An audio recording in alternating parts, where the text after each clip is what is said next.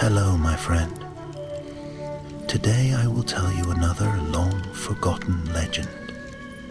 Close your eyes and let the magic transport you to Middle-earth. Our journey begins.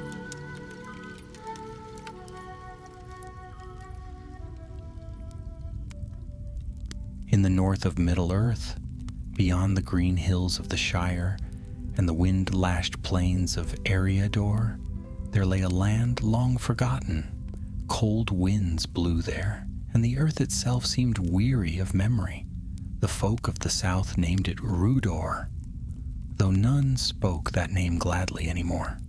Once, long ago, it had been a proud realm of men, a kingdom of Arnor, but time and shadow had swallowed it, and only broken stones and black tales remained. The land was silent now, save for the sighing of the wind and the whisper of old trees, left untended for hundreds of years. And yet there were rumors. It began with missing folk, a merchant from Bree who vanished while traveling the North Road, a hunter from the Weather Hills whose dogs returned without him. Then came the shepherd's tales. Strange cries at dusk, flickering lights in ruins, hoofbeats in the dark when no horses passed. These whispers grew louder in the cold months until the rangers of the north took notice. The rangers were a wandering people, grim and silent, guardians of the Westlands, though few knew it. They watched the wild places where no king ruled, and they stood against things most dared not name. One such ranger was Halidin, son of Barethor. He was older than most of his kin, gray in beard and stern of face, but his eyes were sharp and wary as a hawk's. He had hunted orcs in the Trollshaws and ridden against the wild men of the Ettenmoors, and there were few in the north who did not know his name. It was Halidin whom the chieftain of the Rangers, Aragorn, though few called him so openly, sent to seek the truth of the tales in Rudor. So it was that Halidin stood one dawn upon the edge of the Weather Hills, with 4 companions beside him. They were bundled in cloaks of gray and green, their swords sheathed, their bows wrapped in leather. All bore the Star of the North, though none would show it, openly in the wild. The morning was chill, and mist hung low upon the ground. To the east, the peaks of the North Downs rose like jagged teeth, and far beyond them, hidden in cloud and legend, lay the broken fortress of Camith Bryn, the hill of the crooked path. "A foul place," muttered Edric, the youngest of the company, as he adjusted his bowstring. "They say the Witch King himself sat throned there once, before the snows came and the stones crumbled." Halidin said nothing for a time. He gazed eastward, where the mist clung to the land like smoke. "Aye," he said at last, "and they say his servants fled not far. The bones of Angmar are buried deep, but the cold breath of the past stirs them still. Their path would take them north and east, along forgotten trails and over old battlegrounds. None had ridden to Camith Bryn in a generation. The place was cursed, they said, and evil walked beneath its roots. But Halidin had seen signs. Blackened trees twisted without reason, slain animals left in circles of scorched earth, and always the feeling of being watched, never seen, never heard, but felt like a blade against the spine. That very day they crossed into the wild lands, past the old borders of Rudor. They moved swiftly and in silence, like ghosts in the woods. Birds fell silent as they passed. The air grew colder, though the season was yet early autumn. On the 3rd day they came upon a ruin, an old watchtower broken by time. Its stones were scattered like dice, and the sigil of Arnor had been clawed from its gate. There they found tracks, men's tracks but not fresh, and something else. "Warg," said Tarnan, the tracker, crouching low beside a print in the soft mud. "Large, too large, heavy-footed. But it's wrong." "Wrong?" Edric asked. Tarnan nodded grimly. "Look here. Warg prints, aye. But not all of them. Some are deeper, as though they walked upright." "Upright?" Edric's face paled. Halidin knelt beside them and touched the mark. It was broad and clawed, but the pressure pattern did not match a beast that ran on 4 limbs. "Not Warg," he murmured. "Not fully, at least." They camped that night under the eaves of a broken hall. No fire was lit. The wind howled, and the stars were faint, as if the sky itself feared to shine upon that land. Halidin took the first watch. He stood still, his cloak wrapped tightly about him, listening to the silence. Yet the silence was not empty. There was something moving beyond it, just out of reach. A shadow beneath the stars. A breath without body. Then came the cry. It rang out across the hills. A long, shrieking wail that froze the blood. Not beast nor man. It rose high and terrible, like the scream of a dying world. The rangers leapt to arms, blades drawn, eyes wide in the dark. But nothing came. The cry faded as swiftly as it had risen, leaving only the wind. "No wolf makes such a sound," muttered Callum, oldest after Halidin. "No," Halidin agreed, staring into the blackness. "That was no wolf." They slept little that night. When dawn broke, it came red and low, as if the sun itself rose in fear. The company pressed on, grim-faced and watchful. They moved through ravines choked with brambles and past trees that wept sap like blood. On the 6th day, they found a body. It lay upon a slope of moss, in broken stone, half buried beneath a tangle of thorn.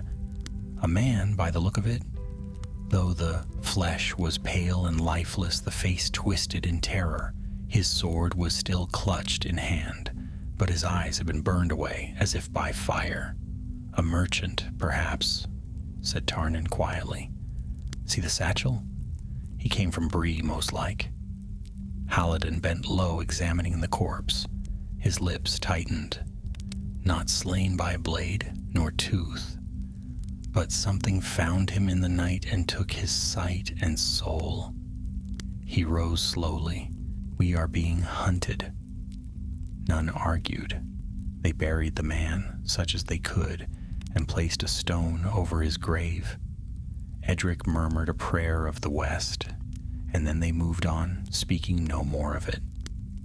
That evening, they climbed the first heights of the North Downs. From the ridgeline, they could see the dark spine of Cameth Bryn in the far distance, its crown shrouded in storm. 2 days more, Halidin said, if the weather holds. "But will it?" Edric asked, eyes wide as he watched thunder roll over the hills. Halidin said nothing, and far below them, in the valleys of forgotten Rudor, something moved. A shadow cloaked in black, unseen by mortal eye, yet felt in the marrow of the earth. It did not ride, yet the sound of hooves followed it. It did not breathe, yet its coming chilled the wind. The 9 had risen, and one of them now walked the north.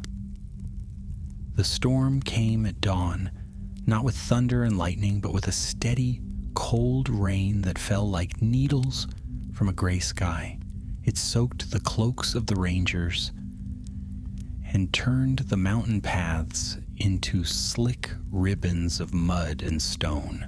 The company pressed onward, heads low, boots sinking into the earth with each step.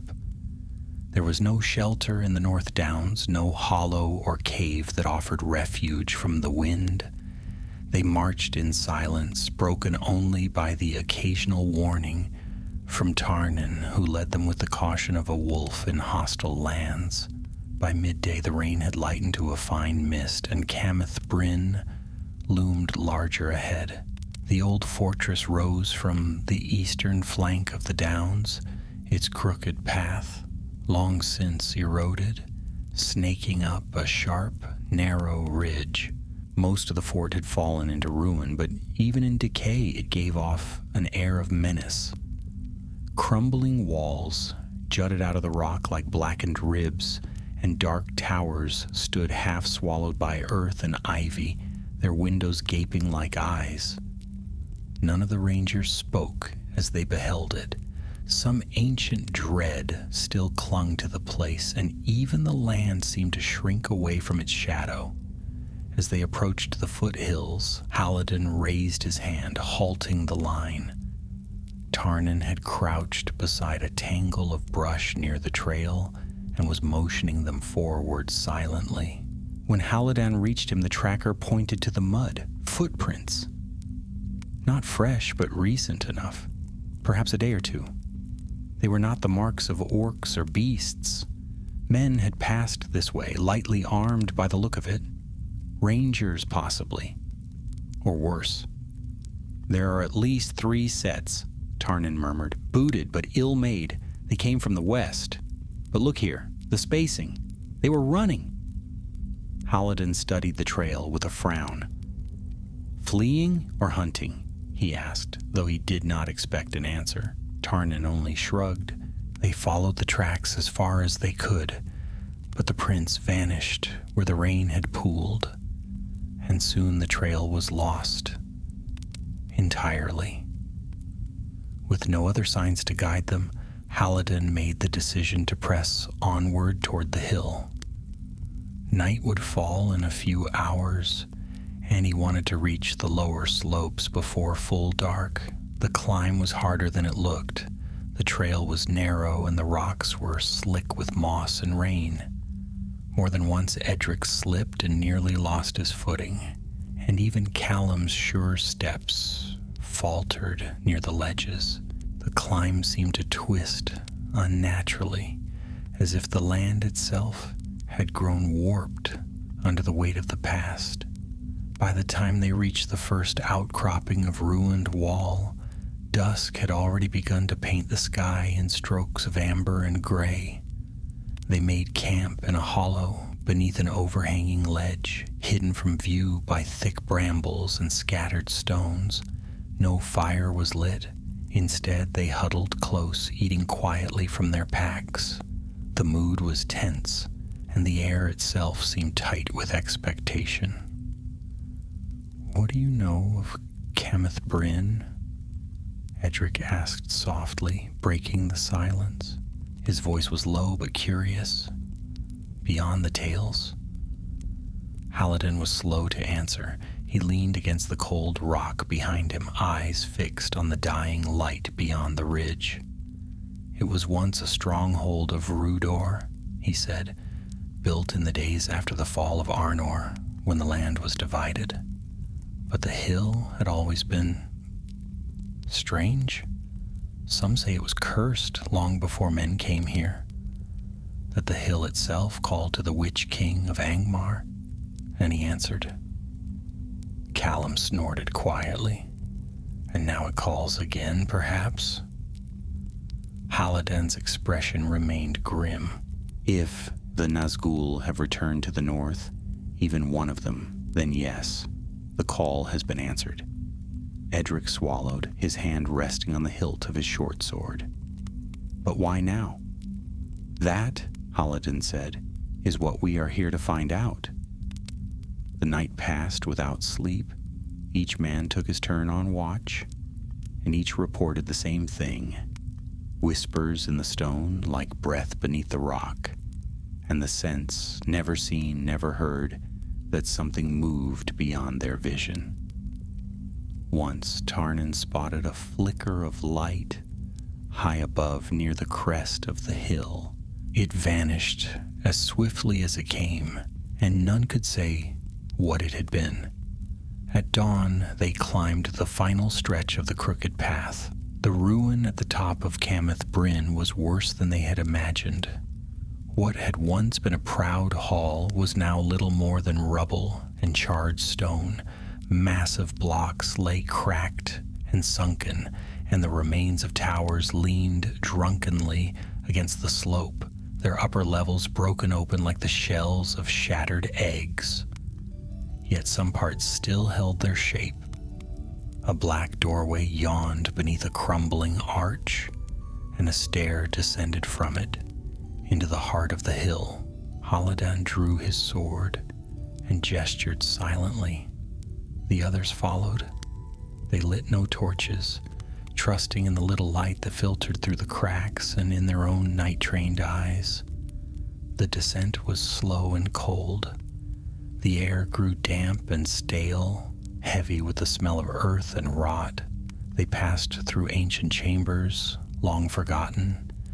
Moldering banners clung to the walls, their sigils lost to time. Bones lay in the corners, men perhaps, or orcs. It was hard to tell. In one chamber, a stone door stood sealed, runes etched deep into its frame. Tarnan brushed them with his fingers but did not try to read them.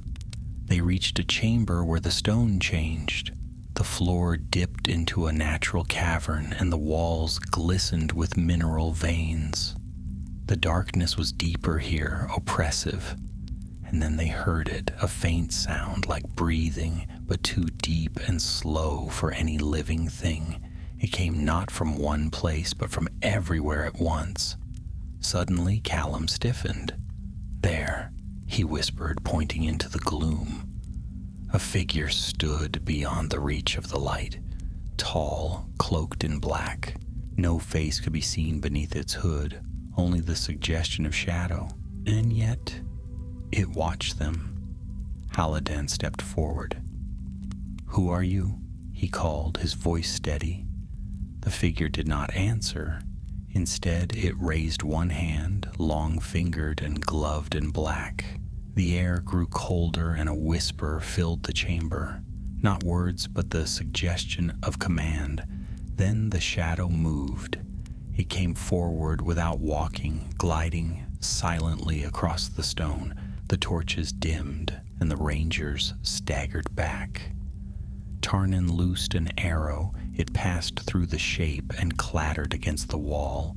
Hallodan swung his sword, and the blade struck nothing but air. A shriek echoed through the cavern, high and piercing, and then the shadow vanished. Only silence remained. The company stood frozen, weapons drawn, hearts racing. Edric finally spoke, his voice trembling. "That was one of them, one of the 9. Hallodan nodded slowly. "Khamûl," he said, "the shadow of the east." There was no more doubt. A Nazgûl had returned to the north, and worse, he had found something beneath the hill. They did not speak for some time. The black shape had vanished, yet the feeling it left behind clung to their skin like frost. Even the air in the chamber seemed wounded, thin and cold, as if it had forgotten how to breathe. Hallodan stared into the shadows, where the Nazgûl had stood, his hand still gripping the hilt of his sword, though the blade trembled ever so slightly. He had faced orcs, trolls, and even the terrible howlers that haunted the cliffs of the North Sea. But this was different. This was older, deeper, a darkness that no mere blade could cut. Tarnan moved first, his steps cautious as he examined the stone floor ahead. "No footprints," he muttered, running a hand over the dustless ground. "He left no trace."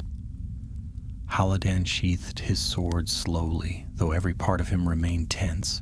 He was here, and he was not alone. Something stirs beneath this place, something he would not come for lightly. Edric, still pale from the encounter, looked around the room, his voice tight. "Do we go on?" he asked, though he clearly hoped the answer was no. Halidin considered carefully. Retreating now would leave them with only questions and shadows, and he had not come this far to return empty-handed. "We came to learn the truth," he said at last. "We found it, but not all of it. There is more here, more than just a Nazgûl prowling ruins. He seeks something, and if we don't find it before he does, the North may not stand long enough for another warning." With reluctant nods, the others prepared to descend further into the depths. Tarnan led again, bow in hand and eyes darting over every corner. The natural cavern narrowed into a tunnel, half carved and half formed by the rock itself. The walls glistened faintly, streaked with pale green minerals, and the air grew damp enough that their breath left mist behind them. As they moved, a faint sound came to their ears, not the deep breathing they had heard before, but something else, a rhythmic tapping, distant and hollow, like stone striking stone. They followed the sound, though it made their skin crawl. After some time, the tunnel opened into a wide chamber, clearly shaped by hands long ago. Pillars lined the walls, each carved with faces half worn by centuries. And in the center of the floor was a great pit, rimmed with black iron. The tapping was louder here, but its source remained unseen. Tarnan approached the edge of the pit and peered down. "There's something moving below," he whispered, "but I can't see what." Halidin joined him. The darkness within the pit was complete, deeper than torchlight could reach. Yet there was movement in it. Faint shapes shifting as though the pit itself were alive. He turned to the others. "We descend," he said simply, though none of them looked pleased at the idea. A narrow stair wound down along the pit's edge, carved directly into the stone. They moved carefully, one by one, torches held high but revealing little. The deeper they went, the more the tapping resolved into a pattern like speech in a language they did not understand. And then, at last, they reached the bottom.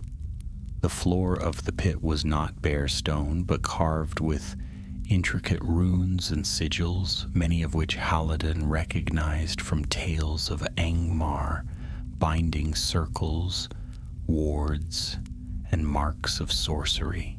At the center stood an altar of black stone, ancient and cracked.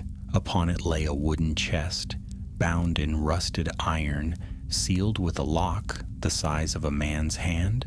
Beside it stood a figure. It was not the Nazgûl. This figure was mortal, cloaked and hooded, tall but not unnaturally so. When it turned, the torchlight revealed a man's face, pale and narrow, with eyes like shards of obsidian. He did not seem surprised to see them. "You are late," the man said. His voice was calm, almost polite, though it echoed strangely in the chamber. Halidin stepped forward, sword half drawn. "Who are you, and what are you doing here?"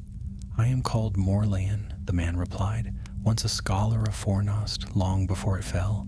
Now I am a servant of the true king." "Angmar has no king," Callum growled. Morlaen's lips curved into a smile. "You think so?" he said. "Then you are more blind than the sheep who live in Bree, dreaming of safety. The east is rising, Ranger. The Nine have stirred, and the will of the Dark Lord moves again. This hill was never truly abandoned. It merely slept." Halidin eyed the chest warily. "What lies in that box?" "A gift," Morlaen said. "A relic of Angmar's oldest days. It was once borne by the Witch King himself, a lens of shadow, through which he could pierce the minds of men and bend them to his purpose, Hamul comes for it now. I have kept it from him until this moment, for it cannot be claimed until the blood of the living is spilled upon the stone. A ritual, you see, one that requires sacrifice. He raised one hand and shadows uncoiled from the corners of the pit.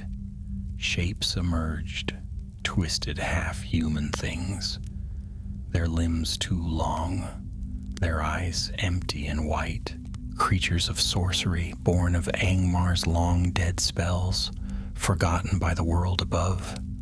Halidin shouted, and the rangers formed a ring, swords drawn as the creatures closed in. Tarnan loosed arrows with deadly speed, each shot finding its mark, but the creatures did not fall easily. Edric fought bravely, his blade flashing in the dim light, while Callum stood back to back with him, cutting down any that came near. Halidin drove his sword through one beast's throat, then turned toward the altar. Morlaen stood unmoving, arms raised, chanting in the black speech. The iron lock on the chest began to glow red.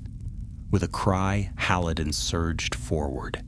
He reached the altar just as the lock split apart with a ringing crack.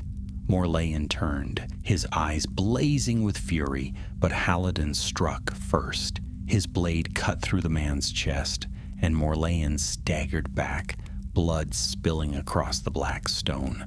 The chest remained shut, though the lock had fallen away. Halidin seized it, but the moment his hand touched the wood, a terrible shriek rang out above them, the same cry they had heard days before. The Nazgûl had returned. There was no time. Halidin looked to his men. We must destroy it. Tarnan grabbed a torch and thrust it into the chest. Flames caught quickly, licking over the wood, then the iron, then the black stone beneath. The runes around the pit flared briefly, then went dark. Morlan gave a last choked gasp and collapsed. The creatures screamed and dissolved into ash. But above, the scream of the Nazgûl rose again, filled with rage and loss. They had broken his purpose, but they had drawn his eye. The fire burned bright for only a few heartbeats.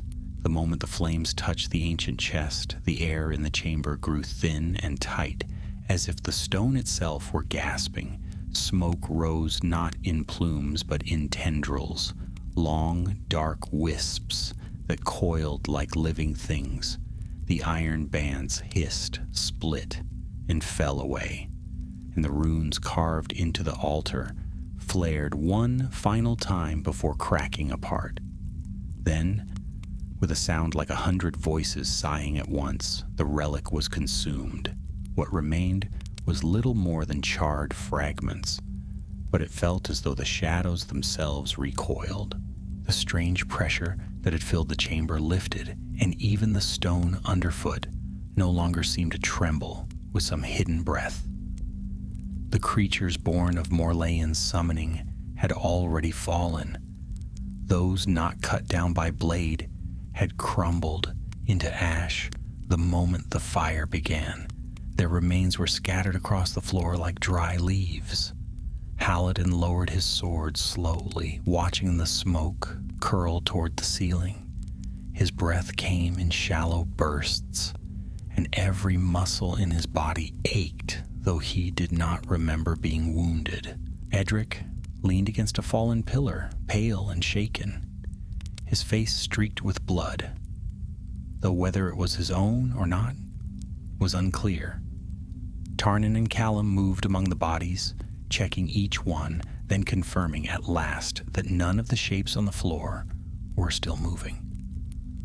But above them the shriek continued. It filled the stone corridors, rising and falling like wind in a cave, though far louder, more piercing. The torches flickered and dimmed. The stair behind them shook with sudden force, dust falling in great clouds as something vast and unseen passed overhead.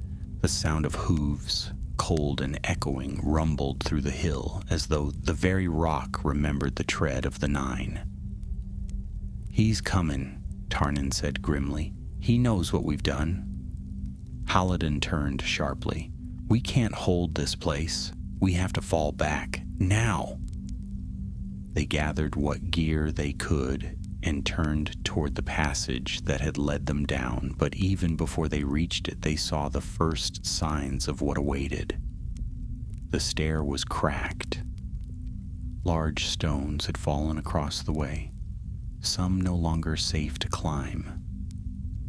In the air, though they could see no figure, was thick with a presence. The torchlight barely reached a few paces ahead, and what should have been familiar steps now felt twisted and wrong. The darkness seemed to press inward. Still, they climbed. Slowly, carefully, weapons drawn, eyes wide and searching. They had barely passed the halfway point when the scream came again, closer this time just above them, and with it, the light died. Their torches extinguished all at once, not blown out, but smothered. One moment they flickered. The next, they were gone. Only blackness remained, complete and suffocating. The sound of hooves ceased. Nothing could be heard but the labored breath of the four men. Halidin stood still, feeling the weight of the dark settle on his shoulders. Somewhere ahead, he knew the Nazgûl was waiting, not by chance, not blindly. Khamûl would have felt the destruction of the relic and would come to punish them for it. Yet there was no retreat.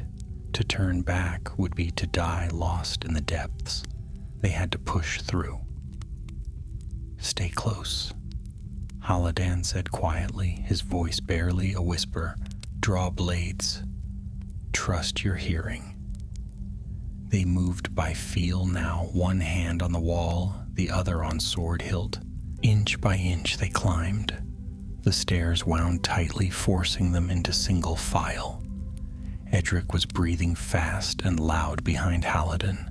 Callum, who brought up the rear, said nothing, though the scrape of his boots on stone was quick and uneven. Then Halidin felt it, a change in the air colder than any wind. His skin prickled. The shadow ahead seemed to thicken.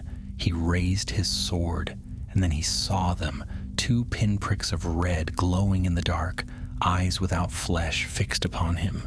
The Nazgûl had no face, no body to speak of, yet he was there, unmistakable. Khamûl stood at the top of the stair, wreathed in shadow. No living breath stirred from him, no sound but the rustle of his cloak. Yet Halidin could feel the weight of his gaze, heavy and cruel. Khamûl raised one hand, a gauntleted claw, and the darkness surged toward them. Halidin shouted and slashed upward, his blade singing through the air. The steel glowed faintly. The Dunedain had forged their weapons with the remnants of Western craft, and they held a slight resistance to such things, but even so it was like swinging into wind. Khamûl recoiled, not from the blade itself, but from the defiance it carried. For a moment the shadows fell back, and light returned to the stair. "Run!" Halidin ordered, and the others obeyed. They dashed past the swirling darkness, swords out, breath sharp. Khamûl shrieked again, a sound so high and bitter it nearly sent them to their knees, but they pushed through. Edric was nearly struck by a falling stone as part of the ceiling split above them, but Tarnan grabbed his arm and dragged him clear. Callum swung his sword at a shadow that lunged from the wall. It vanished on contact, but left a deep chill in its place. At last, they broke free into the upper ruin. The sky above was still gray, the storm gone, but the clouds unmoved. Daylight, weak though it was, washed over them like a blessing. Behind them, the black mouth of the stair still gaped, but no sound came from it now. The Nazgûl had not followed, not yet. They stumbled out onto the path that led down from Camith Bryn, bruised, winded, but alive. Halidin looked back one final time. Khamûl was not visible, but he could feel the weight of his anger. A Nazgûl's will did not fade quickly, and the destruction of the relic would not go unpunished. They descended the hill in haste. Though they had planned to camp again among the lower ruins, now they dared not rest so near. The further they got from Camith Bryn, the better. By nightfall they had crossed the valley and taken refuge in a narrow gorge, hidden from sight by thick undergrowth. Only then did they rest, too exhausted to speak. In the quiet hours before sleep, Halidin sat watch, his eyes fixed on the black silhouette of the distant hill. Somewhere within it, Khamûl brooded, and though the relic was lost, the danger was not. The Nazgûl had come north, not only to recover an artifact, but to lay claim once more to the bones of a dead kingdom. And this, Halidin knew, was only the beginning. The dawn came pale and reluctant, filtered through the high mist that clung to the cliffs. The gorge where they had hidden through the night was narrow and damp, hemmed in by bramble-covered rocks and thick patches of moss. The rangers stirred one by one, waking stiff and sore, their limbs aching from the climb, the fight, and the flight. The ground was cold and unforgiving, but none of them complained. Even Edric, whose shoulder had been bruised by falling stones, said nothing as he pulled on his cloak and checked the laces of his boots. They all knew that the road ahead would be worse. Halidin was already awake, standing quietly near the mouth of the gorge, peering toward the east. The sun was not visible, hidden behind gray clouds, but the light had grown stronger. Camith Bryn stood in the distance, half shrouded in mist. It looked lifeless once more, a ruin among many. There was no trace of the evil that had stirred within it the night before, but Halidin knew better than to trust appearances. Khamûl was still there, and though they had destroyed the relic, the shadow of his presence would not lift easily. Tarnan joined him shortly after, adjusting the strap on his quiver. "I checked the northern slope," he said in a low voice. "No sign of pursuit, but something's watching. I can feel it." Halidin nodded without looking away. "He may not chase us with blade or beast, but he will not forget us. He will wait. Plan. The 9 have no need to hurry. They wear down the will before they strike again." The others joined them soon, and after a quick meal of dried meat and bread, they set out again. The path took them southwest, away from the broken hill and toward the old forests that bordered the Weather Hills. It was a lonely route, long unused, choked in places by fallen trees and creeping roots. No birds called overhead, and even the wind seemed to pass them by, as if unwilling to disturb the silence. By midday they reached the edge of a dense forest, an ancient wood with twisted trees and tangled branches that clutched at one another like bony fingers. Tarnan stopped at the edge, eyes narrowed. "This is no place I've ever hunted," he said. "These trees don't grow like they should. Look how the limbs bend away from the trail, as if something passes through often, and they've learned to flinch." Halidin studied the path that wound into the forest. It was faint, barely more than a break in the undergrowth, but it had clearly been used recently. Old boot prints, now softened by damp earth, led inward. "Someone passed here," he said. "More than one, maybe days ahead of us. Men." Edric glanced between the trees uneasily.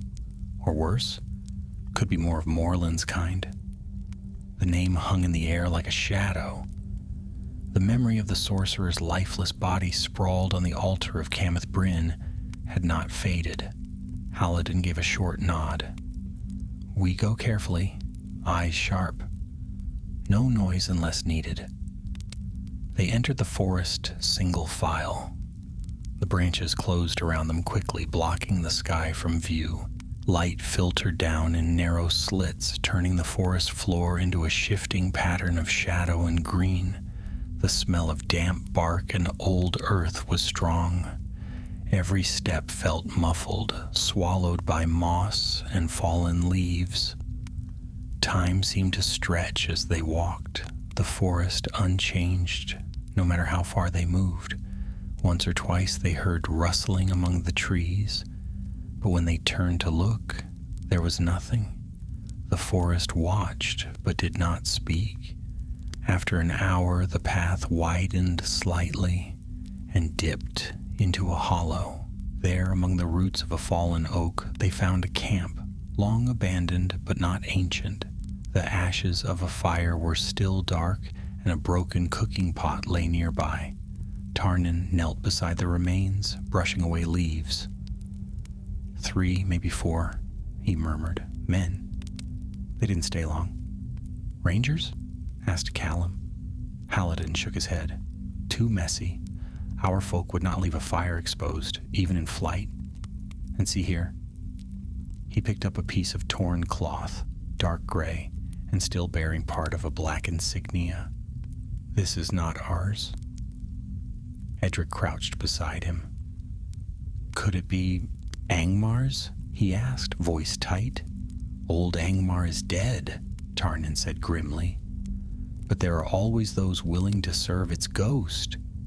Halidin pocketed the cloth and stood. We press on. If they serve the 9, we must know where they go. The trail grew stranger as they walked.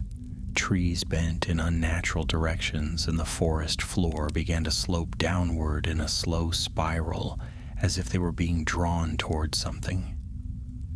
The roots of the trees grew thicker and more tangled, forcing them to step carefully. They moved without speaking now, each man alert, senses straining. It was late afternoon when they found the stone. It jutted from the ground in a clearing where the trees opened suddenly. Tall and black, the stone was smooth and polished, shaped like a blade driven into the earth. Around its base were old markings, mostly worn away by time, but some still visible, sharp, angular runes the Tarnan refused to speak aloud. Edric approached slowly, eyes wide. What is it? Halidin's voice was quiet. A marker? They were placed at the edges of Angmar's sacred places, temples, barrows, halls of the dead. It's a warning, not for enemies. For followers, it means something inside is bound and must not be disturbed. But someone has disturbed it, Callum said, nodding to the ground behind the stone. Tracks, fresh ones. Not men this time, something heavier, larger, 3-toed, clawed. They moved in long strides, as if whatever made them had little care for trees or stone. Tarnan stared at them with a grim face. Trolls? Not hill trolls, though. These walked upright. Servants of the 9? Edric asked, already knowing the answer. Halidin gave a short nod. They're not just raising the relics of Angmar. They're waking what was buried alongside them. They didn't linger near the stone. Instead, they took a detour, following the troll tracks as far as they dared. The trail led to the edge of a cliff where a wide chasm opened between 2 high ridges. Below, mist curled like smoke, and deep within the gloom they saw structures, ruined towers, broken walls, and the faint flicker of fire. Halidin crouched near the edge, his face grim. An encampment, he said, built among ruins. That place should be buried. I saw it on old maps. Carn-Dûm's shadow, a fortress long forgotten. They've unearthed it. And they're gathering, Tarnan added. For what, I don't know, but we cannot let them grow stronger. Haladan's eyes did not leave the flickering lights in the mist. We must reach Aragorn. If the North is stirring again, he'll need to know how deep the roots have grown. We can't fight this alone. Night had crept in by the time they pulled back from the cliff's edge. The flickering lights in the chasm below still burned, stubborn against the mist that veiled the old ruins, and the faint sound of drums had begun to echo upward through the stone. It was not music, not a rhythm to lift or stir the heart, but a dull, relentless thudding, like the beating of a giant's pulse beneath the earth. Each note reverberated through the rocks, low and hateful, the kind of sound that reminded them this land had once served the Witch King himself. Haladan led the company away from the overlook, guiding them into a narrow ravine where they could not easily be seen from above. They traveled in silence for some time, careful with every footstep, though the drums made it hard to hear anything else. Tarnan had taken the rear, his eyes constantly scanning the dark for movement. When they found a dry shelf beneath an overhanging rock, shielded by brush and boulders, Haladan finally signaled for a halt. They would rest there, if only for a few hours. No fire, no noise, only enough to gather breath for what must come next. They sat close together beneath their cloaks, hoods drawn. The wind had grown colder since sundown, and it carried with it a strange scent, something between wet stone and spoiled meat. Edric pulled his cloak tighter and tried to ignore it. He'd been quiet ever since they'd seen the troll's tracks, and Haladan could tell the young ranger was holding questions behind his silence. Callum, too, had grown more withdrawn, his sword never far from his side, and though Tarnan had said little, his hands never left his bow. After a long while, Haladan spoke, his voice barely above a whisper. They're building something down there. Maybe not with stone or timber, but something worse. A ritual, a host, an altar. I don't know. But they're gathering for a purpose. They want the North, Callum said, frowning. Same as before. The mountains, the hills, the old roads. There's no kingdom left to hold them back. Not yet, Haladan replied. But we still have time. They move in secret now, hidden beneath ruins. If they meant to march openly, they would have done so already. But the Nazgûl is here, Edric said suddenly, his voice sharp in the stillness. He's not like the others we've hunted. He's something else. We couldn't kill him. We could barely escape. Haladan looked at him, his expression unreadable. You're right. He is something else. He was once a man long ago, but that part of him was burned away. Now he serves only the ring and the will behind it. But he's not invincible. He's bound to things, objects, places, memories of power. The relic we destroyed was part of that. When it burned, we heard him. Edric looked doubtful. Then why did it feel like he's only getting stronger? Because we've revealed ourselves, Tarnan answered grimly. We cut the leash he was holding, and now he knows who we are. That thought weighed heavily over them, and no one spoke again for some time. The wind rustled the dry leaves nearby, and somewhere far below, the drums shifted to a deeper rhythm. Sleep came only in short spells, and when it did, it brought dreams of cold halls and distant screams. Haladan did not sleep at all. He remained at the edge of the shelter, watching the stars emerge, pale and distant through the haze. When morning finally broke, it came gray and sluggish. Mist still clung to the valleys, and though the drums had stopped, the memory of their beat seemed to echo in their steps. The company moved quickly, striking west through the forest, hoping to reach a ranger outpost that Hallodan remembered from years past. It was hidden near the western slopes of the Weather Hills, tucked into a ravine with a narrow spring and a watchtower, long disguised by ivy and rock. If they could reach it, they might send word to Aragorn and regroup with others. By midday, the trees had begun to thin and the land began to rise gently toward the first ridges of the hills. A breeze stirred the air, bringing with it the scent of heather and pine, familiar smells and comforting. But even then, the feeling of being watched had not left them. More than once, Tarnan turned sharply, arrow knocked, only to find nothing but wind and rustling leaves. Callum muttered that the shadows themselves had grown eyes. It was Edric who saw the rider. They had just crested a low rise when he stopped suddenly, pointing to a figure in the distance. A lone horseman stood at the edge of the clearing ahead, motionless, cloaked in black.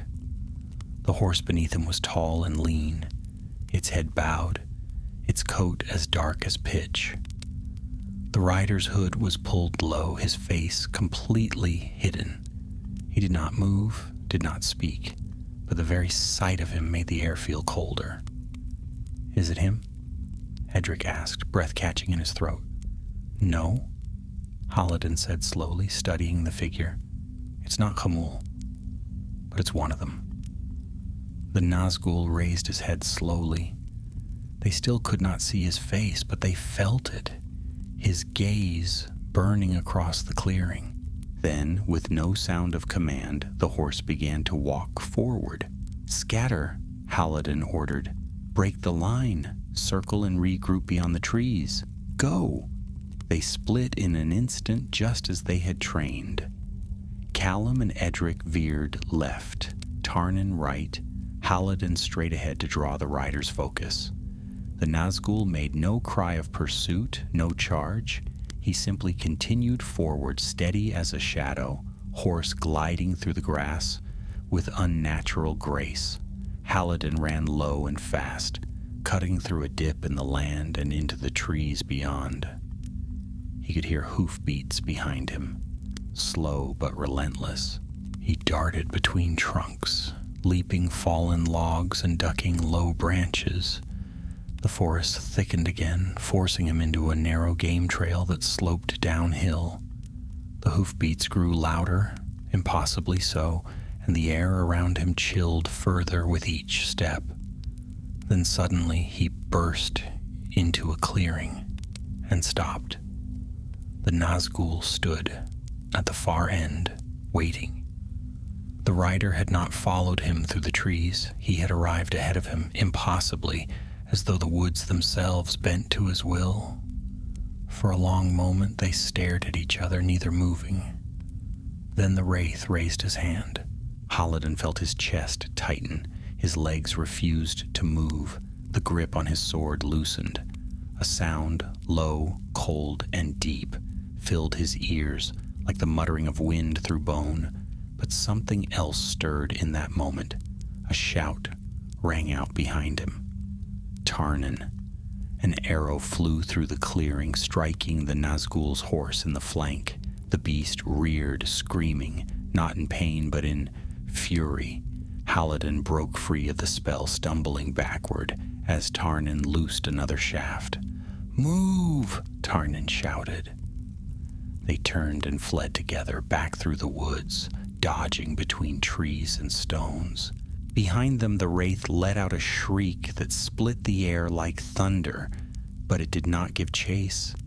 Not this time. They regrouped an hour later, bruised, breathless, but alive. Hallodan said nothing of what had happened in the clearing. but he looked west with fresh urgency. "It's not just Camul anymore," he said. "Another has joined him." "Then we have even less time than we thought," Callum muttered. Haladan's eyes narrowed. "We reach the outpost tonight. No delays."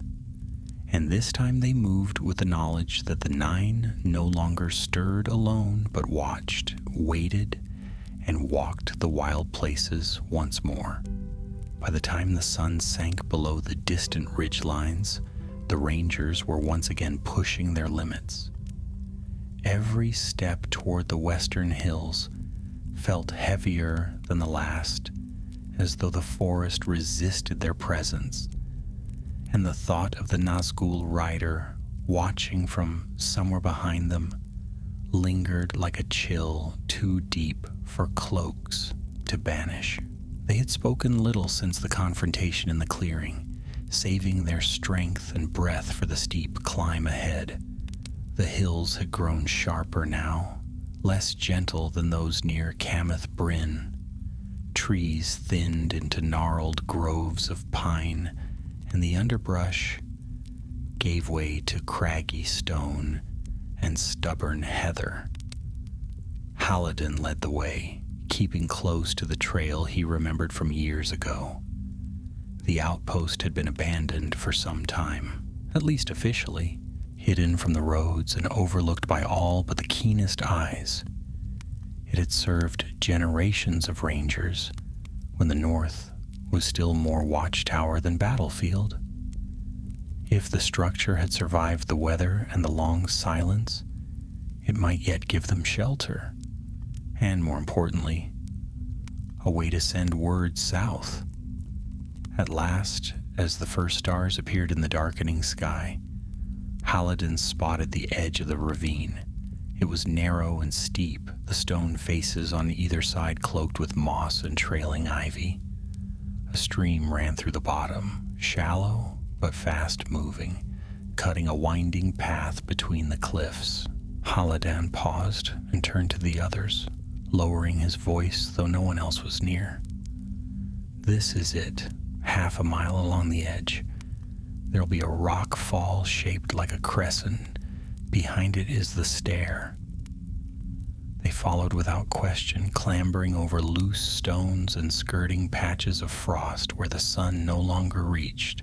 The wind had changed direction again, now coming from the east, and it carried with it that faint, unpleasant scent. Rot and ash. Callum muttered something about watching the ridge lines, and Tarnan kept his bow in hand, though he hadn't loosed an arrow in hours. When they reached the crescent-shaped fall, Haladan guided them behind a narrow wall of stone where a hidden stair wound downward between the rocks. It was barely visible, little more than notches carved into the cliff, but it was there, and it was still intact. They descended in single file, steadying themselves on roots and weathered handholds. At the bottom, the stream curved around a bend, and behind a curtain of ivy, a doorway stood in the rock face. It was narrow, built of old timber, and bound with iron bands, mostly concealed by the vines. Haladan pushed the door inward with effort, and it groaned softly as it opened. Inside, there was only darkness, but the scent of dry earth and old stone greeted them. It had not been touched by the wilds.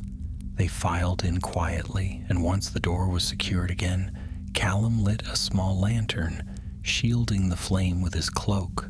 The interior revealed a narrow hall carved into the stone, with thick wooden beams supporting the ceiling. Old banners, tattered and faded, still clung to the walls, gray and green, bearing the faded star of the north. Dust lay thick in the corners, and a few old crates and water barrels remained untouched. But the place was dry, whole, and silent. They spread out, checking the rooms.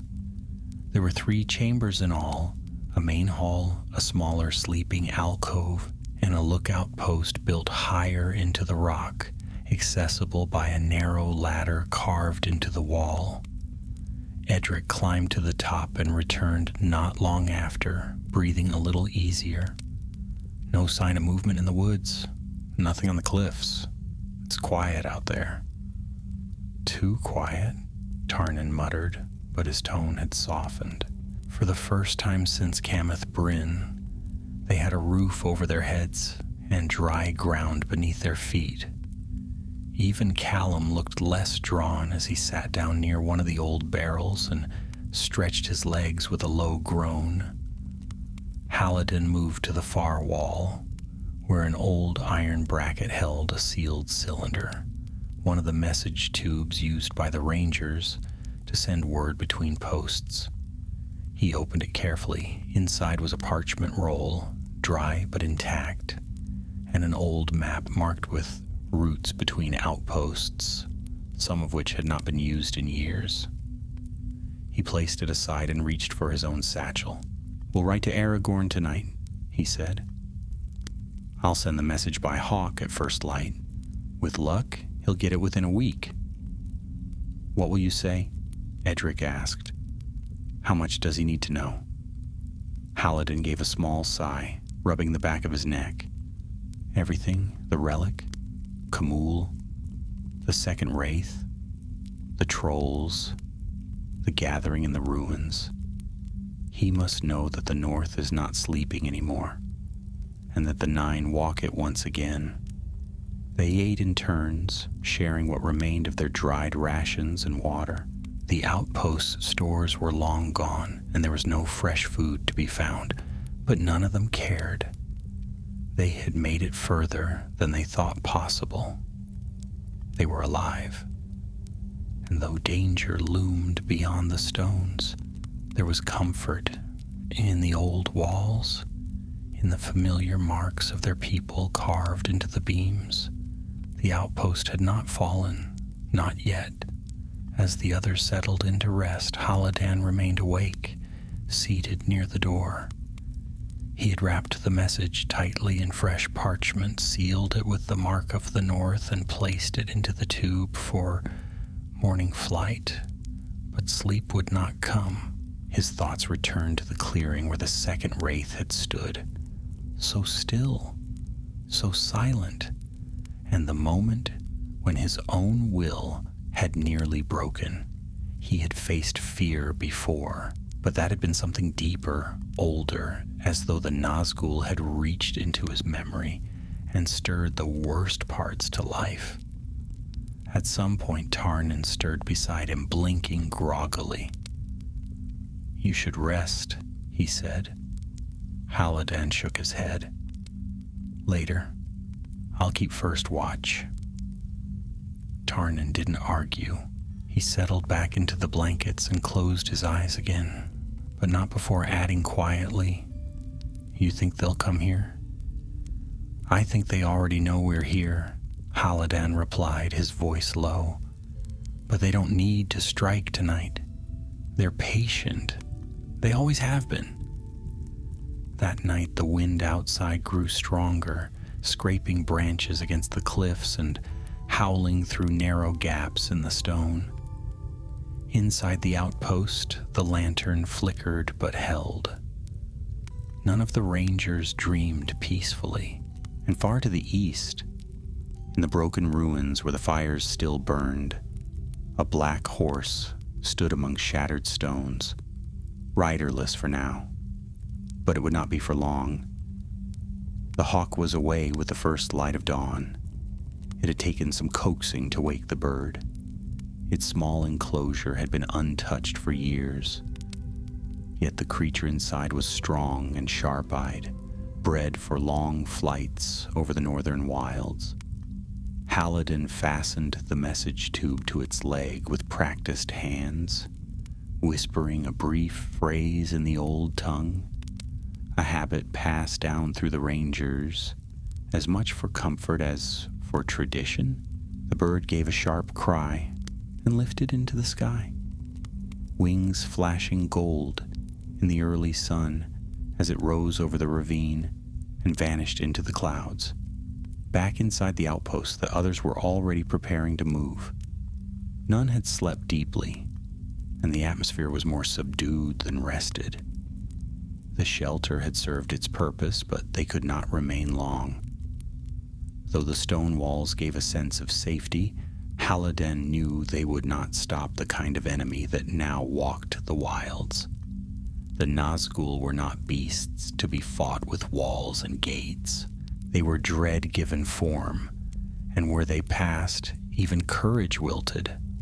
Tarnan studied the map that Halloden had spread across the stone floor. The parchment was old, yellowed with age and brittle at the corners, but the markings were clear. Red ink traced the known outposts of the north, with notes scribbled in the margins about the state of certain paths and the likelihood of danger. Tarnan's finger paused near the edge of the mountains. "There's a pass here," he said. "Low and mostly forgotten. Leads toward Fornost, but skirts the worst of the Trollshaws. It's longer, but it keeps us clear of the eastern roads." Halloden considered the route carefully. Fornost was a name that still held weight among the rangers, though it had long since fallen to ruin. Once the seat of the northern kings, now it stood broken and empty, haunted by memory, yet still sacred in a way.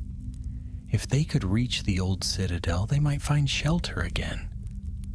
More importantly, if Aragorn received the message and came north, it would be the place he would go first. Halloden nodded. "We take the pass." Edric looked up from where he'd been checking his gear. "What about the ruins in the chasm? The trolls? The fires? If we don't stop them now, who will?" "We can't face a gathering force with 4 men and no reinforcements," Hallodan said firmly. "We've already risked too much. That camp was not built overnight. There are others, mercenaries, dark-hearted men, creatures drawn to power. It's not just Angmar rising again. It's those who remember it, and those who wish to wear its mantle. The longer we survive, the more we can reveal. That is the fight now." No one argued. They had seen enough to understand. The enemy was not marching in armies yet, but something far more dangerous was happening. An awakening. Old loyalties stirring, dark oaths whispered. And at the center of it all, the Nazgûl. Not only Khamûl, but another, and perhaps more still to come. By mid-morning, they had cleared the ravine and set off along a faint deer trail that wound upward into the hills. The wind blew stronger here, carrying with it the scent of pine and stone. The forest gave way slowly to heather and rocky outcrops, the trees thinning until only scattered birches clung to the slopes. With the rising sun behind them and open sky above, their spirits lifted slightly. Though none dared let down their guard, they moved quickly with Halloden at the front and Tarnan scouting ahead. The path was rough in places, forcing them to climb or descend small ridges where the earth had split or shifted with time. They spoke only when necessary, and even then in hushed tones. Every bird call or snapping branch set their hands twitching toward their weapons. Yet no danger showed itself. By early afternoon they reached the edge of the pass, 2 ridges sloping inward to form a narrow gorge, flanked by steep rock faces on both sides.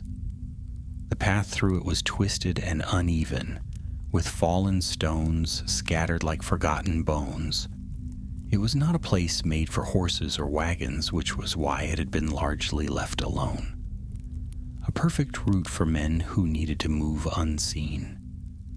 But as they began their descent, Tarnan raised a hand and crouched low near a pile of scree. Halloden joined him at once. The tracker pointed to a cluster of half-flattened grass near the edge of the path. Prints, large ones, booted but not of northern make. Tarnan brushed the soil with 2 fingers and shook his head. More than a dozen, maybe 2. Moving west, heavy gear, not rangers. Scouts? Edric asked as he joined them. Not ours, Halladin replied. And not brigands. Look at the spacing. Disciplined. These are men used to marching in formation. Soldiers, Callum said quietly. But whose?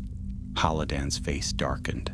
I don't know, but I'd wager they came from the ruins we left behind.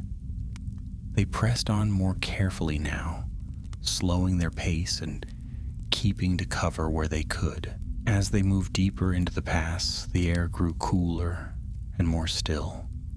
The sunlight faded behind the high stone walls, and sound seemed to vanish altogether. Even the wind no longer followed them.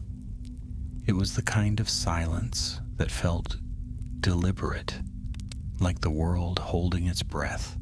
They came upon the first sign of trouble near a narrow bend where the path dropped into a shallow ravine. A body lay half buried in the stones, face down, unmoving. It was a man dressed in dark mail, the armor scratched and scorched. Tarnan turned him over carefully. His throat had been slit. No wounds from arrow or blade in battle, just a clean, precise cut. His eyes were still open, glassy and wide with fear. He wasn't killed by surprise, Tarnan said. He saw what came for him. There were no other bodies nearby, no sign of a skirmish. Only this one, and a faint trail of blood leading back the way they'd come. They followed the trail slowly, wary of every shadow, until they found the second corpse wedged between 2 boulders. This one had been burned, though not by fire. The flesh was blackened, the edges curled like parchment, left too near a flame, but there was no charring, no scent of smoke, just the cold, sickening smell of death, touched by something worse. Callum looked around uneasily. Whatever killed them wasn't man or beast. This is the work of sorcery. Halladin nodded grimly. The 9 leave no clean wounds. They continued on, and as the pass widened again, they saw what had caused the trail to end so abruptly. The soldiers, what remained of them, had fallen to each other.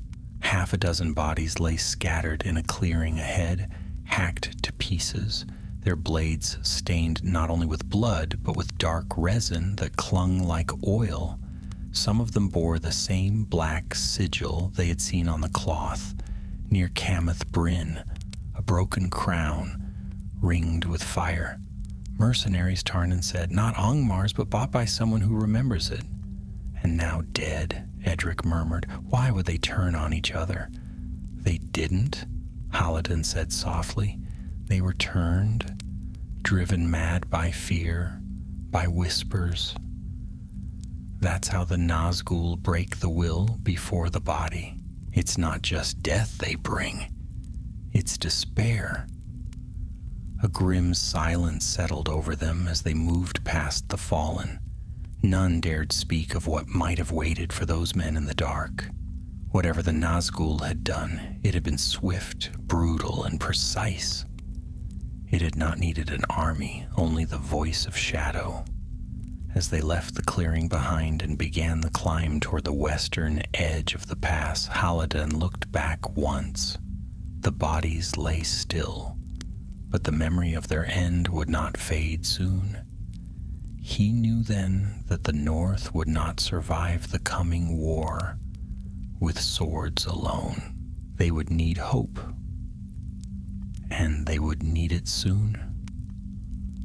The sun had dipped below the hills by the time they cleared the pass, and a dull, leaden twilight clung to the sky like smoke. The far side of the gorge opened into low, windswept moorland that stretched all the way to the crumbled reaches of what had once been Fornost's eastern roads. Long grass dotted with bramble thickets and stunted trees waved gently in the breeze, but the air felt brittle and sharp. Here the silence returned. Not the peaceful hush of open country, but the cautious stillness of a land that remembered too much. The rangers had kept their pace steady since leaving the clearing where the mercenaries had died. Each of them had seen such things before: corpses, ruins, signs of old war. But what had unsettled them most was not the death, but the way it had happened. There had been no battle, no arrows loosed or defenses raised. Those men had died like candles being snuffed. Their minds turned against one another, their blades turned inward. It was the work of something crueler than steel, and the Nazgûl were not finished. Hallodan led the way over a narrow ridge and down into the tall grasses. He moved with precision, his eyes sweeping the horizon and his ears alert to the faintest sound. Behind him, Tarnan kept to the shadows, bows still in hand, while Callum and Edric took turns watching their flanks. They had not spoken in over an hour. Words felt too loud in such a place. Even their footsteps had become more cautious, softened by instinct rather than thought. They stopped just short of a line of ancient standing stones, worn down by wind and time, most leaning awkwardly or half buried in earth.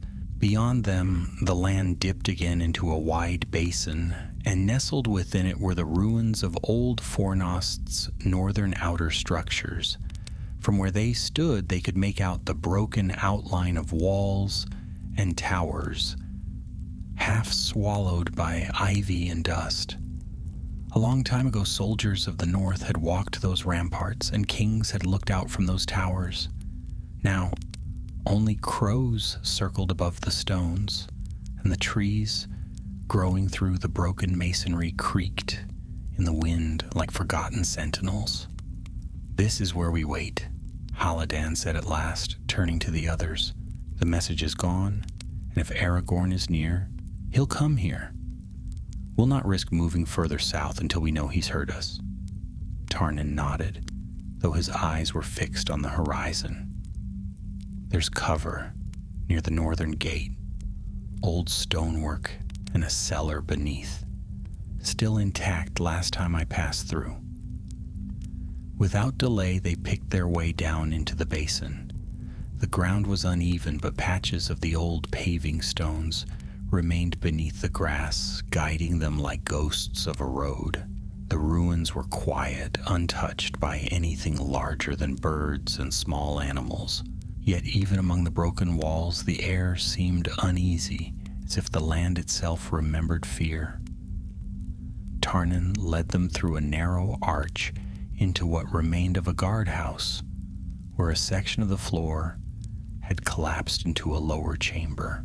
They climbed down carefully, one by one, into a cool stone room with the remains of old barrels and rusted hooks along the walls. Here they made camp. No fire was lit. The coals from the last camp were long dead, and even if they had brought more, they would not have risked smoke or light.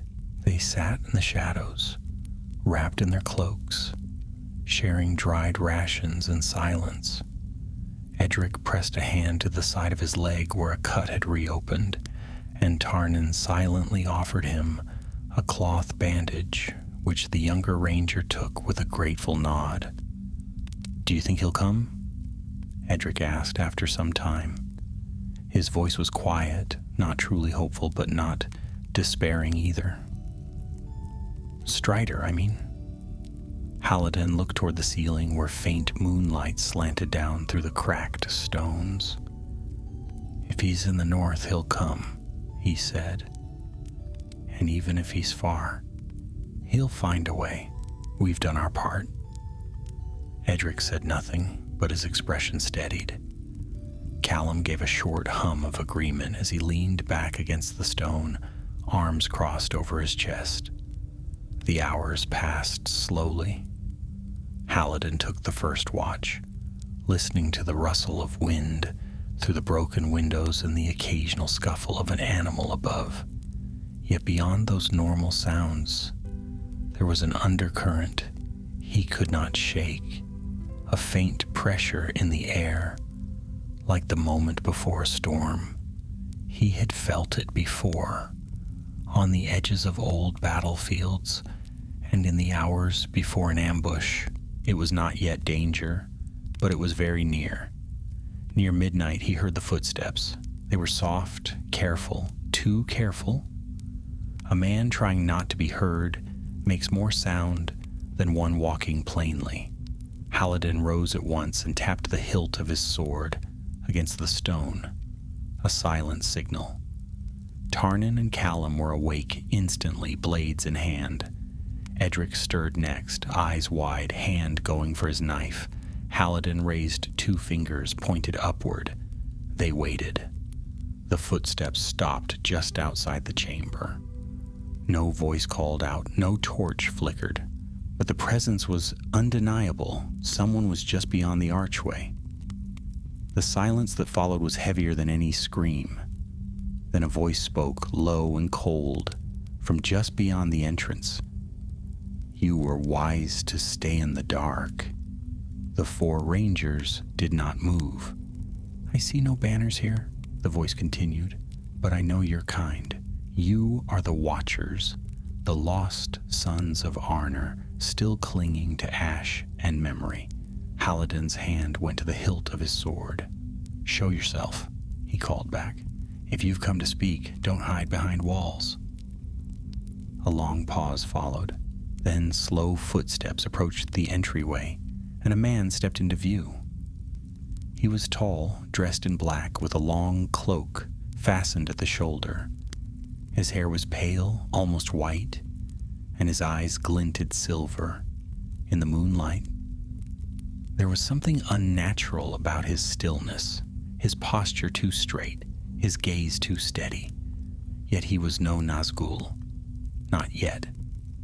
"I am Caranir," the man said, "and I speak for the one who waits." Tarnan's bow was raised, arrow drawn. "The one who waits?" he asked darkly. "Do you mean Khamûl?" Caranir gave a faint smile. "He waits, yes, as do the others. But not only him. The 9 do not stir at random. They answer a call, and that call grows louder." Halidin stepped forward slowly. "What do you want?" "To offer a choice," Caranir said, as if it were obvious. "The North is waking. What once was broken may yet be remade. You could be part of it, or you can remain here, holding your swords like boys guarding an empty throne." "You think we'd ever serve your kind?" Edric asked, his voice shaking with fury. Caranir turned his gaze on him and smiled wider. "Not now, but time is long. Fear is longer still, and men will do strange things when the wind grows cold." He did not stay to argue. Without another word, he stepped back into the dark, and his footsteps faded like mist on stone. The rangers stood in silence for a long time. Then Halidin finally exhaled. "He was sent to test us, to plant doubt, and to see how close we are to breaking." Tarnan lowered his bow. "He may not need to try much harder. The way ahead grows narrower." Halidin looked to the moonlit gap above. "Then we hold to the path, and we wait, not because we hope, but because we must."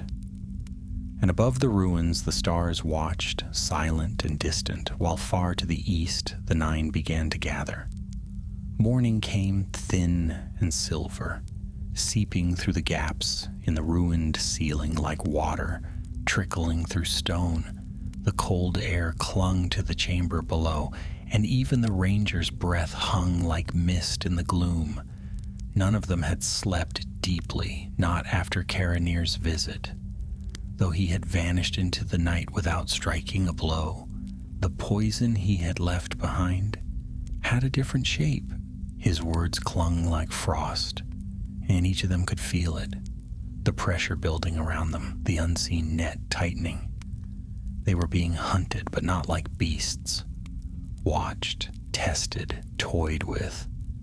Halidin was first to rise, but Tarnan had never truly slept. He was seated near the collapsed stairwell, sharpening the edge of his long knife with slow, steady strokes. The sound of the whetstone echoed faintly in the stillness. Callum was at the far end of the room, checking the draw of his bowstring. Edric sat on a stone block, elbows on his knees, gazing up at the slice of sky above, as if hoping to see something more than mist. Halidin crouched beside their packs and began rationing what little food they had left. If Aragorn is on the move, he'll find us here. But if not, we'll have to make for a Nazgûl. There's a signal post built into the cliffs near the eastern face. Still usable if it hasn't crumbled. Tarnan looked up. The beacon tower? He asked. That's 2 days through exposed land. Better that than waiting for the Nazgûl to return with a larger host. Halidin said quietly, "We can't afford to be cornered. If Caranir is still nearby, he'll be watching. And if Camul comes again, it won't be to talk." Callum stood, slinging his bow over his shoulder. "Then we move before dusk. One more night in these ruins, and I swear the stones will start whispering." Though it was said half in jest, they all felt the weight behind it. The ruins of Fornost were not just old, they were wounded. Every wall, every fallen tower and silent courtyard carried the echo of loss. And now something was stirring beneath it, feeding on the bones of the past. By late afternoon, they had made their preparations. They traveled light, taking only what they needed. Water, what food remained, rope, cloaks, and weapons. The sun hung low in the sky, and a faint wind had begun to rise, tugging at the long grass and carrying with it the scent of stone and damp soil. They climbed out of the cellar quietly, pausing in the broken archway to scan the horizon. The basin lay empty before them, but Halidin didn't trust it. It felt too still. They crossed the ruins swiftly, keeping to cover as much as possible. The stone streets were half buried. The once proud arches now home only to moss and silence. They passed the shattered remains of a watchtower where vines had grown through the cracks like veins, and an old well now choked with rubble. The city that had once stood tall against the shadow now lay humbled, forgotten by most, but it remembered them, and something within it was waking up. As they neared the western edge of the ruins, Edric paused. He had stopped beside an old plinth where a statue had once stood, but the figure had long since fallen, and only the stone base remained. Carved into it were faint words in the language of the North Kingdom, half worn but still legible beneath the dirt. Here stood Beldir, warden of the gate. He held the west until the shadow broke him. Edric reached out and brushed a hand across the stone. "They fought so hard," he murmured. "And still, they lost." Halidin turned back, his voice quiet but firm. "They didn't lose, Edric. They bought time. That's what we do too." The younger ranger nodded and followed without another word. By the time the sun dipped below the western hills, they had cleared the ruins and entered the moors beyond. The terrain here was open, treacherous in its own way. Rolling hills, bramble thickets, and stretches of grass that concealed deep dips and sudden rocks. They moved in staggered formation, Tarnan ranging ahead while Callum kept watch behind. The moon had begun to rise, pale and full, casting long silver light across the land. They made for a cluster of ancient stones that jutted from the ground like the ribs of a fallen giant. Between them was a small depression, mostly hidden from above, enough to take shelter, if only for a short while. As they slipped into the hollow, Tarnan returned, his expression tight. "We're not alone," he said. "There are riders behind us, far off, but they're tracking. Slow, steady." "Wraiths?" Edric asked. "Not all. Some are men, at least 2. The others I couldn't see clearly." Halladin glanced at the moonlit sky. "We move in an hour. Let them think we're bedding down here. Then we double back and take the stream route north. It'll hide our trail." They settled for that brief rest, eating what they could and taking turns watching the horizon. The wind had begun to pick up again, and somewhere in the distance they heard a long, low howl. Not wolf, but something colder. It came from the east. Night deepened, and with it the tension. The land itself felt like it was drawing breath. Then the scream came. It tore across the moor like a blade of ice, high and piercing, too sharp to be the cry of any beast. It echoed once, twice, then faded into silence. The rangers were on their feet at once, weapons drawn, but there was nothing to see, just the wind and the pale light. Tarnan gritted his teeth. He's near, closer than before. Halladin's hand tightened around the hilt of his sword. They're closing in. They didn't wait for the hour to pass. Without another word, they moved, leaving the hollow behind and slipping into the grasslands, cutting north toward the broken stream bed. The terrain dipped and twisted, and though the stream itself had mostly dried up, the path it left behind was narrow and concealed. They followed it under cover of moonlight, breath tight in their chests, eyes scanning every ridge. Above them, the stars were clear, but the beauty of the sky felt distant, unreachable. Then Callum, who had taken the rear, hissed a warning. From the top of the ridge, shadowy figures had appeared, tall and still, mounted on black horses. They did not pursue immediately, but watched. Then a horn sounded, low, dreadful, not of Rohan or Gondor, a horn that had not been heard in the north for centuries. Tarnan swore. That's no mere patrol. Halladin drew his blade. They've come to drive us. They want us to run. And if we don't, Edric asked, they'll break us. They ran.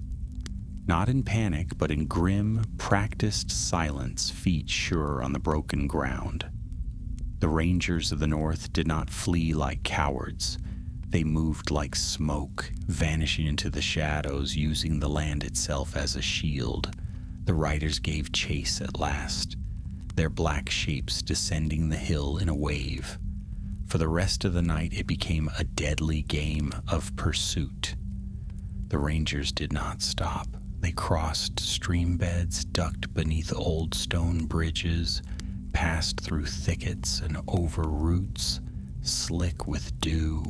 The Nazgûl never closed fully, but never fell far behind. And always there was the sound of hooves, of whispering voices, of breath that was not breath.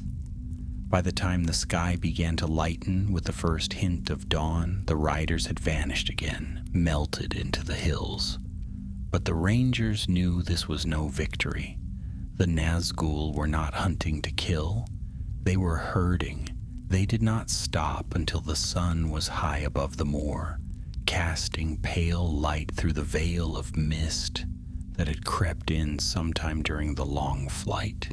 The eastern horizon remained dark with low clouds, but the land around them was open, windswept hills with little cover, scattered stones, jutting from the grass like broken teeth. The riders had not pursued beyond the ridge, but the rangers knew they were not safe.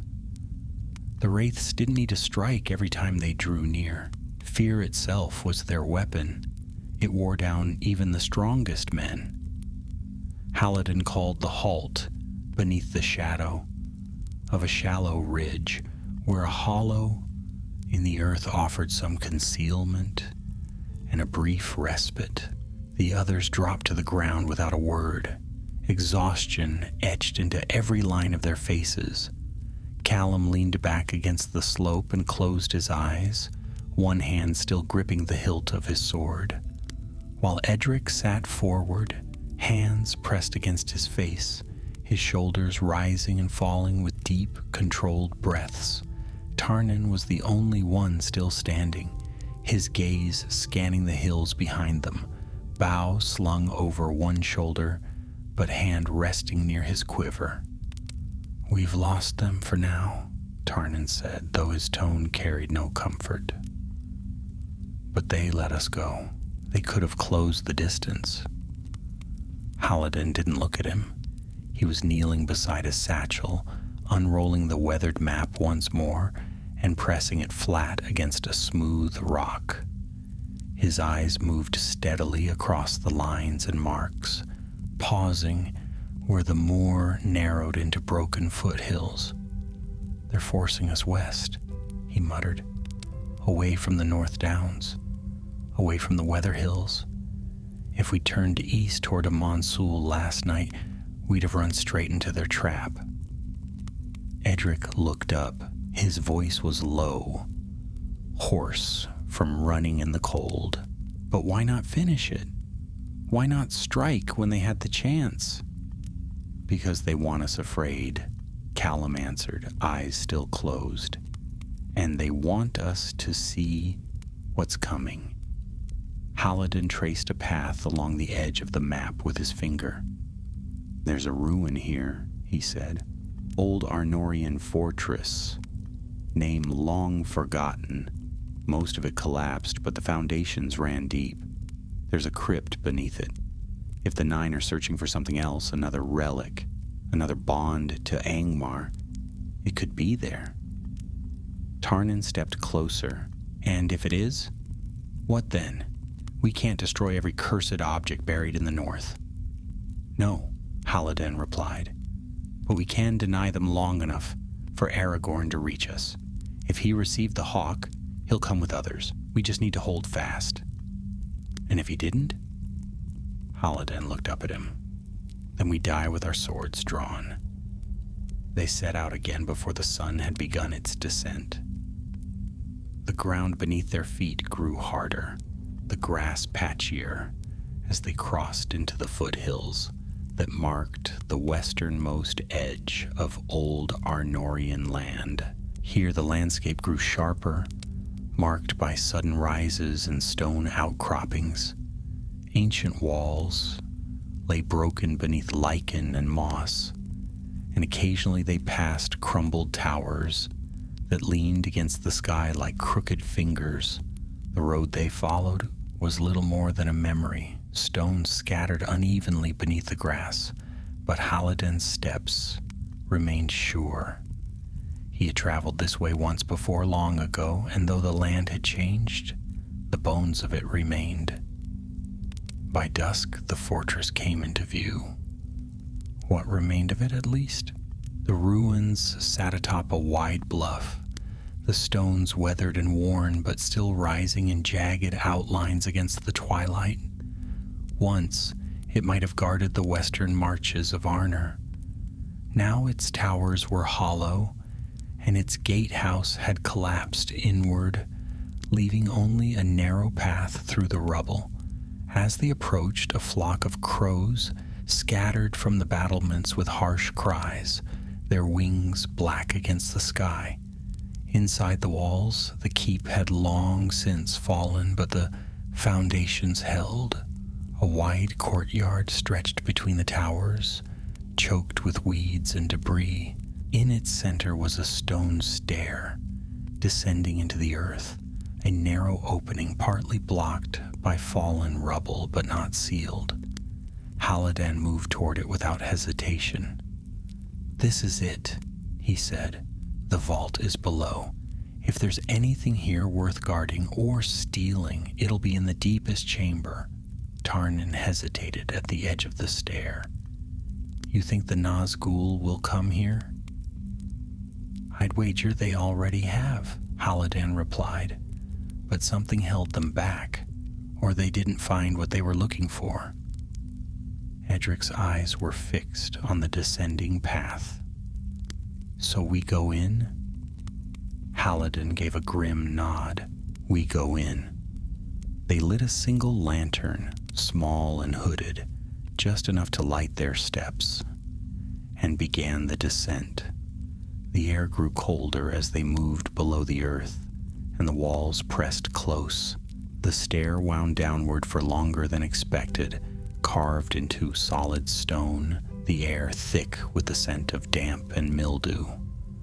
Roots snaked through the cracks, and the silence was absolute, broken only by the soft sound of boots on stone and the faint creak of leather.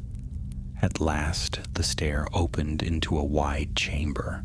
The walls were lined with alcoves, each holding a stone sarcophagus, the lids marked with faint runes, nearly worn away by time. Some had been cracked open, others remained sealed. A heavy silence hung in the room deeper than before, as if the vault itself waited to see what they would do. They moved slowly, checking each alcove. Tarnan paused at one where the lid had been broken entirely, the contents long gone. He ran his hand along the inner rim. "Disturbed," he said. "Recently, tools used. Not looters, they weren't after gold." Hallodan crossed to the far side of the chamber where a larger tomb stood apart from the others, its stone darker, its runes deeper and still legible. He bent to read them, his lips moving silently. "It's not a king," he said at last, "but a warden of the north, a guardian. They buried him here to keep watch even in death." Edric stood beside him. "Do you think something's still bound inside?" "I think someone hoped it was," Hallodan replied. "But they were wrong." A sudden sound stopped them all. It was soft, barely a whisper, but it came from above. The stair, a scrape like metal brushing stone, then silence. Hallodan drew his sword. Tarnan doused the lantern. They stood in darkness. A shape moved at the top of the stair, cloaked in shadow. Another stepped beside it. Not men. The silence of the crypt shattered as the shriek came, louder now, closer. The stone walls seemed to bend with the force of it, and even the dead seemed to flinch. The Nazgûl had found them.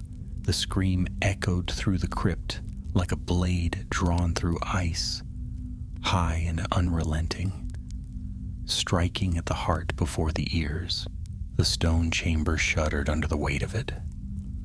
Dust fell in slow trails from the ceiling, and the lantern's extinguished scent still lingered faintly in the air, as though even the flame had fled before the sound. The rangers stood motionless in the dark, four shadows among many, their breath shallow, hands on hilts, and eyes fixed on the stairway above, where two shapes had just appeared, tall and black, cloaked in shadow, so deep that the eye slid away from them, as if unwilling to see what truly stood there. The first wraith descended without a sound, its boots making no noise against the stone steps. The second followed, slower, almost methodical in its movements. Hallodan didn't need to guess which was Khamûl. The air around him felt tighter, heavier, as though every breath had to fight against an unseen weight. His hand gripped his sword hilt harder, but he didn't draw yet. The steel would be cold comfort unless they could hold their nerve. A single movement, too soon, would bring the full wrath of the wraiths crashing down. Tarnan stepped back behind one of the pillars that lined the crypt. already knocking an arrow without drawing attention. Callum edged toward the alcoves, keeping to the gloom, and Edric remained still at Halidin's side, his face pale but his jaw clenched with steady resolve. They were 4 against 2, but these were not men and not even beasts. They were will and fear given shape, ancient and cruel, servants of the Dark Lord who had long since forgotten the taste of fear themselves. The first wraith reached the bottom of the stair and paused, though the shadows clung to it. The glint of a silver-edged gauntlet could be seen beneath the black folds. A hand rose slowly, fingers spread as if tasting the air. It turned slightly, the space beneath its hood dark and empty. Yet Halidin felt its gaze settle on him all the same. A cold filled his bones, not the chill of winter or wind, but something deeper, colder, like standing beneath a sunless sea. "You," the wraith said, its voice like rusted metal dragged across stone. "You burned what was mine." Halidin stepped forward slowly, sword in hand now, the blade held low but ready. "It was never yours. It belonged to the dead, and to the darkness that broke this land long ago." The wraith tilted its head, and still it stirs, still it rises. Khamûl took another step. The room seemed to narrow around him. Shadows lengthened unnaturally. The second wraith had not spoken, but it was moving now too, drifting toward the far side of the chamber where the tomb of the warden stood untouched. There was purpose in its step. "They're here for the tomb," Halidin said quickly, keeping his voice low but firm. "They're not just hunting us. There's something still bound there." Edric turned toward the crypt, whispering, "We have to stop them from opening it." "Together?" Halidin replied. With a sudden shout, he surged forward. Steel flashed as he swung his blade at Khamûl, the edge whistling through the cold air.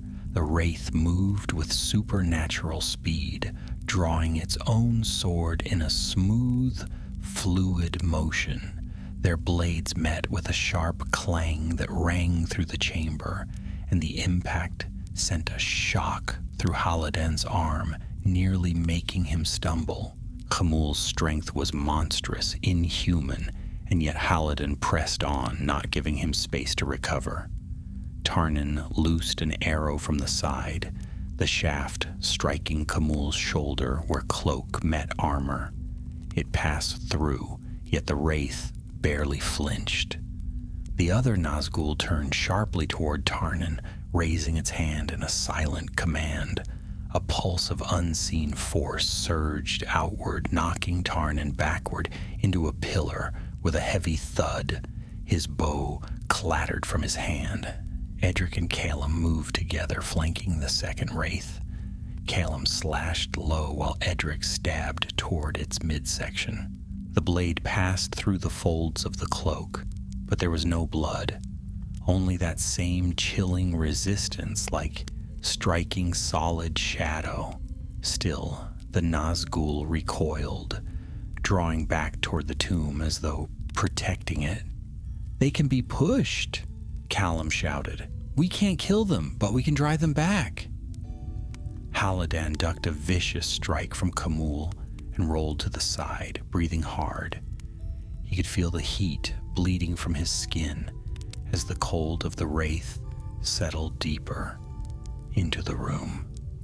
His sword glimmered faintly in the dark, old steel forged by men who had faced such enemies before.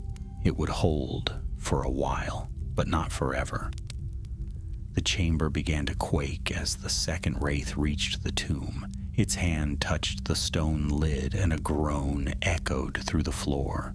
Runes along the edge of the sarcophagus flared briefly with pale light, wards that had held for centuries.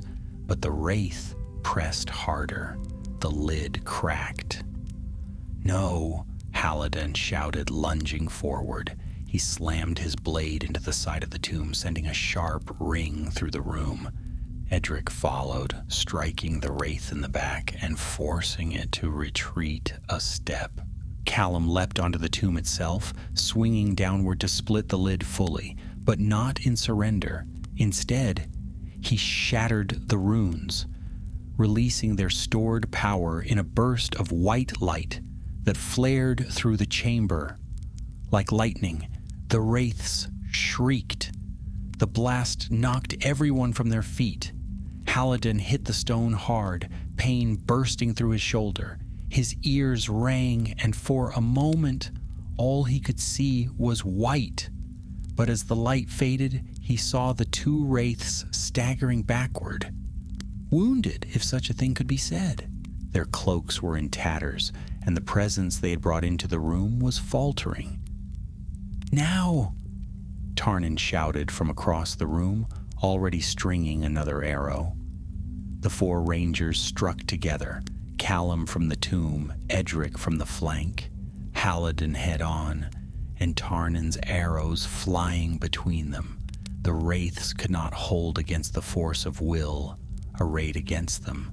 With a final piercing cry, Khamûl turned and vanished into a coiling shroud of black smoke, sweeping upward and out through the stairway.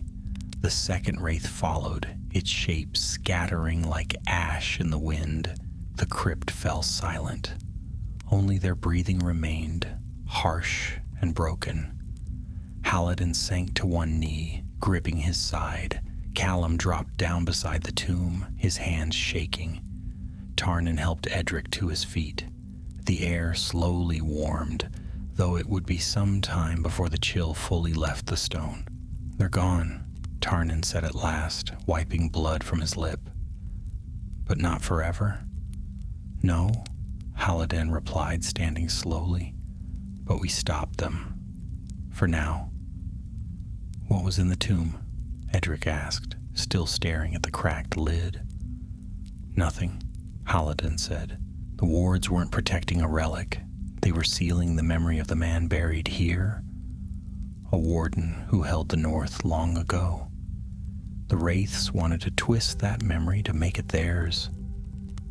But they didn't," Callum said, managing a tired smile. "He stood, even in death." They climbed from the vault slowly, blinking in the sunlight that now poured over the broken walls of the fortress. The sky above was pale blue, and the wind was clean again, carrying only the scent of grass and distant rain.